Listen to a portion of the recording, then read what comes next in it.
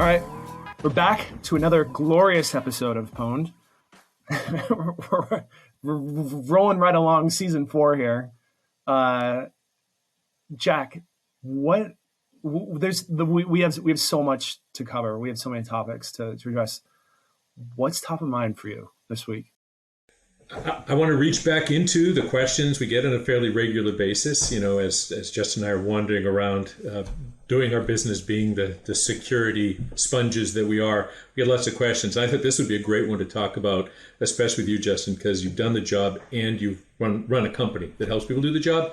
And this was about a really practical concern.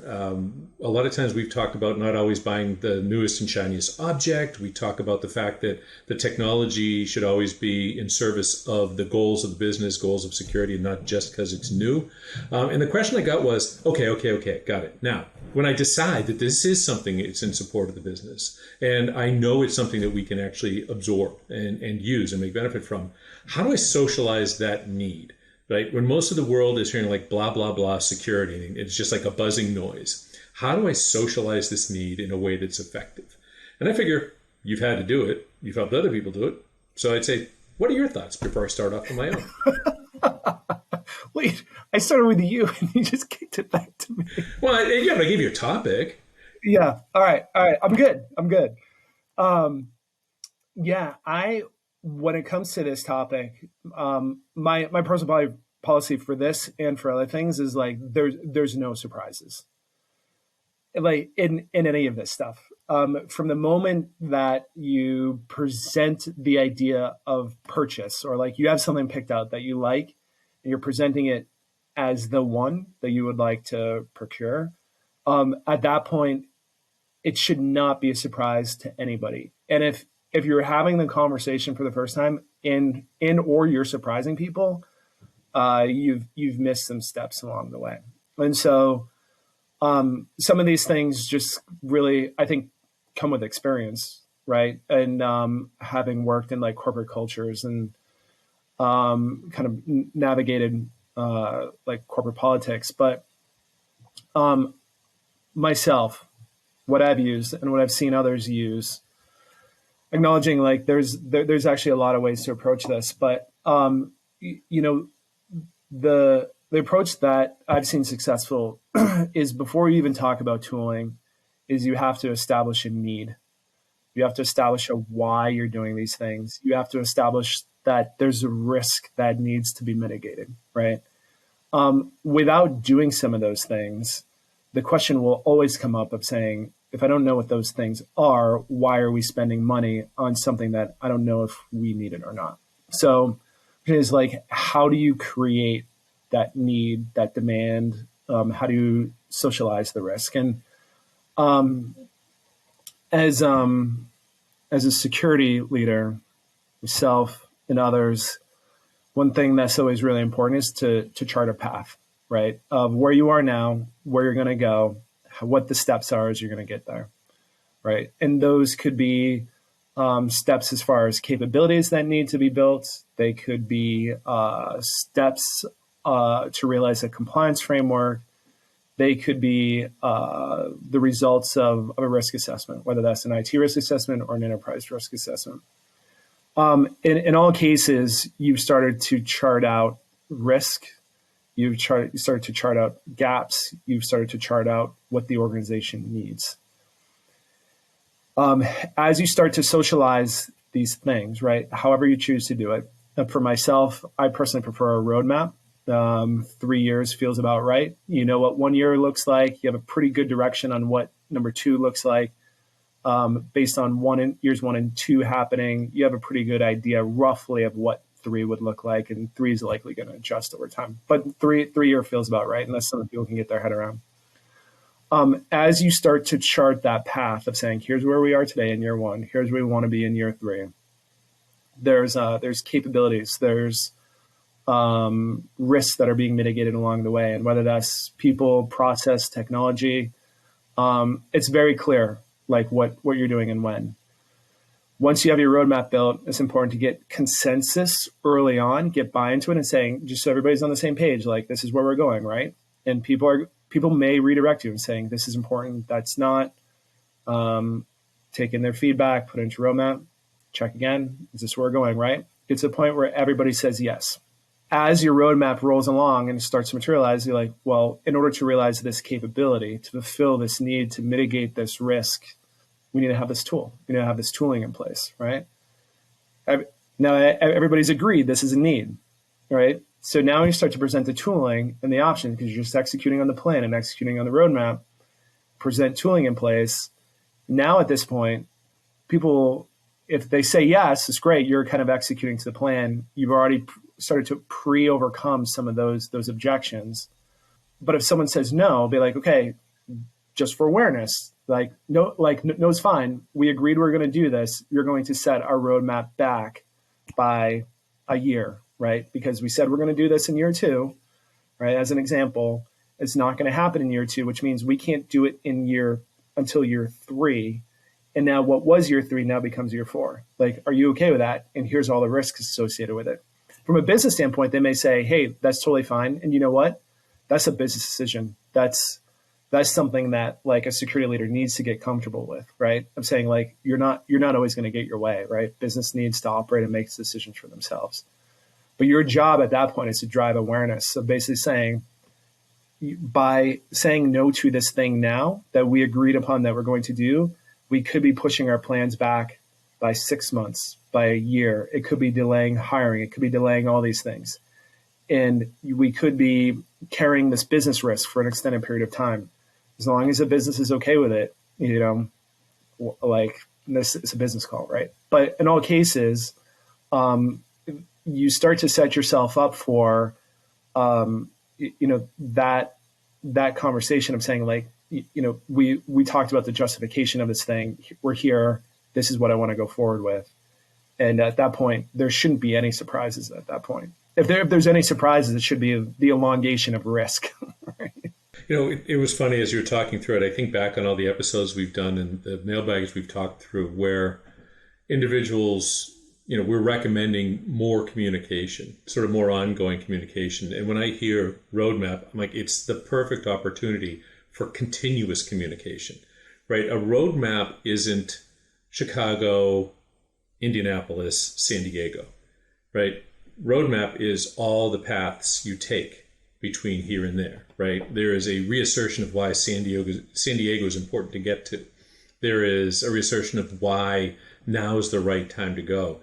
And as I'm thinking about all the thoughtfulness that goes into the creation of the style of roadmap that you're talking about, it provides a great opportunity to learn about the business objectives you're trying to solve. I'm thinking through, some of the reporting we've done historically for some of the clients that we deal with, right? And we're showing them how at one point in time, certain technologies are blocking the effects of certain campaigns. Maybe it's a phishing campaign. Maybe it's, some remote command execution campaign.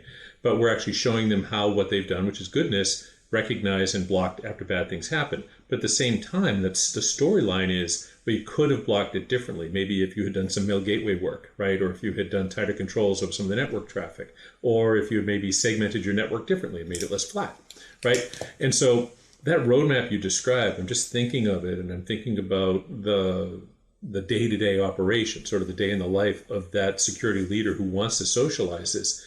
And they should be thinking about it as an ongoing story, right? You don't tell somebody, if I'm thinking about, eating better, right? I don't say, hey, it's March on Wednesday, you should eat better. And then, hey, it's April. Have you been eating better? No. Well, how about tomorrow you eat better? And then I don't talk to them again until May. Never going to happen.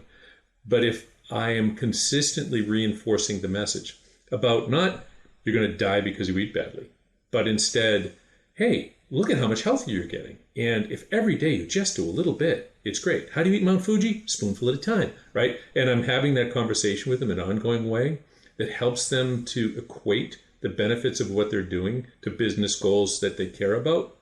And that kicks ass. I think one of the best CISOs ever, which was Phil Venables, who was at Goldman. He and I had this conversation, it's got to be 10 years ago when I was with IBM.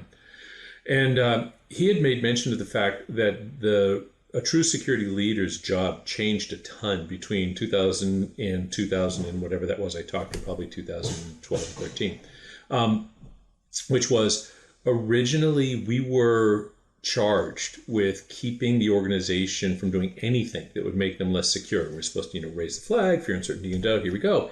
And he said, but as the technology has forced connectivity to be more pervasive, and as clients are demanding more immediate access, sort of a more, I'm going to say, a more trusting system, as security people, we had to get a lot smarter about how we use security technologies to enable them to have the business relationship that they wanted to have. And to me, that really switches it. I love the roadmap idea, because the security person's roadmap that you just described is going to be running along, I'm going to say parallel, but I'm thinking they're joined all the way along, so it's even closer than just being purely parallel, with a business strategy, right? I'm thinking of the organization which in the last 5 years has said, hey, we're going to move a bunch of junk to the cloud, and we're going to do a bunch of junk in SaaS. And as the security person, you're like, I think that's pretty excellent shared responsibility model, guy. But I also think we're going to have to change our identity management. So by 2025, when you're expecting to be fully online and everything in HR, as an example, is going to be serviced through some SaaS provider, I think by that point in time, we need to be doing something that's handling a zero trust model, remote access, make sure that everybody can connect securely without worrying about, going through the corporate network to get there, right? And so for me, to your point, that roadmap is directly aligned to the company's vision for what's happening, right? And so maybe the first thing you're doing is in year one of your 3-year plan, hey, listen, this year we're going to be investing a little bit in understanding better and auditing all the access people have. So we make sure we understand who needs access to what. Oh, that's very good.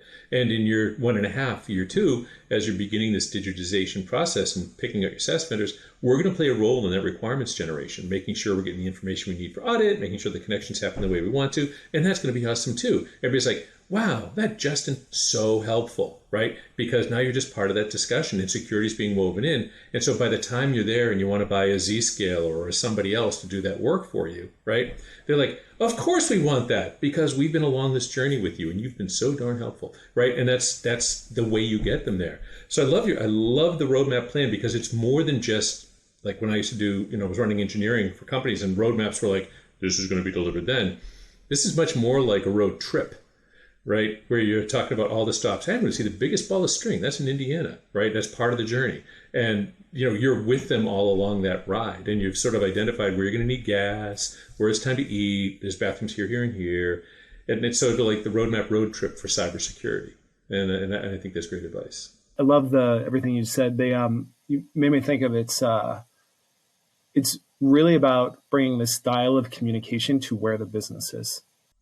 Right. And I'm saying you can have whatever communication style, but the one that's going to be most effective is the one that matches the business that you work for. And like, to a large degree, like if you want to get your agenda done, you kind of have to meet them where they're at, and I really like the eating healthy analogy. Right. And that scenario where it's like you start in February or January or March without any warning, you say, okay, it's March, right? We're going to start eating healthy. And people are looking and be like, well, we don't know how to cook healthy food. And by the way, like our grocery bill, like is going to dramatically change because we're not buying the same things. Like we're buying all heart healthy stuff, right? And now like you start to introduce kind of all these hurdles to success, right? And that's really not how businesses operate. But, or like even like otherwise, like another one and say like, hey, it's September, we're going to start eating healthy. Be like, Justin, that might not be the best idea because it's actually Oktoberfest coming up soon. Probably not the best time to start this. That's the drinking healthy model. Yeah, it's the same thing. Yeah. I mean, hops, barley, all food staples. That's excellent. But you change the context and say, okay, last year we talked about that we're going to do this. It is now January, right? Now is the time to start. We have budgets in place. We have people in place. We all agreed that we're going to start doing this in January, right? January doesn't have to be perfect, but like, let's start practicing it come February, March. Like now we have a flow in place. You have everybody eating healthy. No one's surprised. Yep. And now as you like approach September and October, we're like, okay, we know what month it is. We're going to take it easy, right? So we can kind of set ourselves up for success, and we're going to pick it back up. And maybe January, because November is Thanksgiving and December it's Christmas. Right on. I totally dig it, right? Because in the model you just described, and it applies equally for food or for cybersecurity, you're stocking up the pantry with the items that you need. In the case of food, it's food. In the case of security, it's the security that you need to support the business objectives. I want to tap on something that you said, because it smacked me in the middle of my forehead when you're talking about it was Oktoberfest, wasn't it?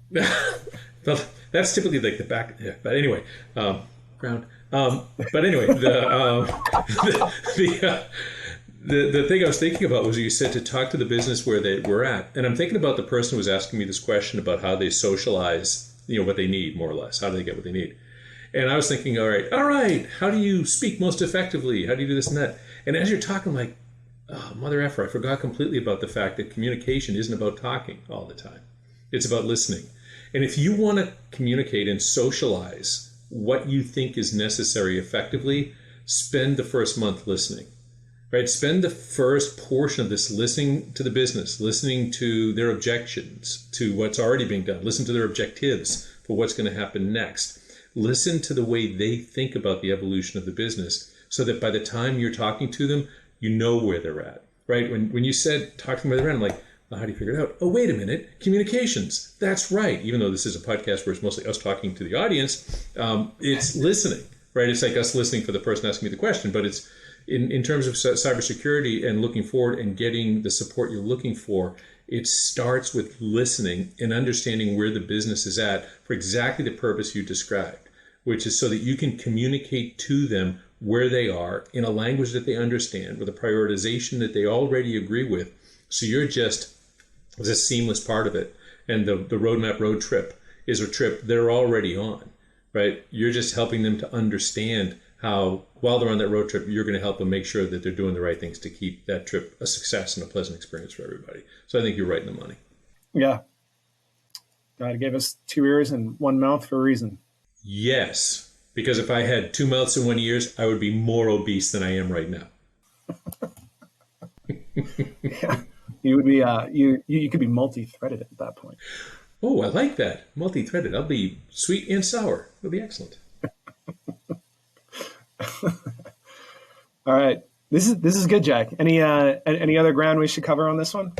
No. I think that this is great. And if any of the folks out there in the listening community who have more specific questions about how do I justify or how do I listen for triggers that point me at a supporting reason for things like whether it's zero trust or gateway mail services or whatever it is, there's a lot of good reasons, right? And we've got a lot of experience as a team and as individuals dealing with how to apply cybersecurity in a way that's super helpful, not super costly, that helps people along that journey. So please feel free to send these things into the mailbag at the coordinates that Justin's about to tell you about.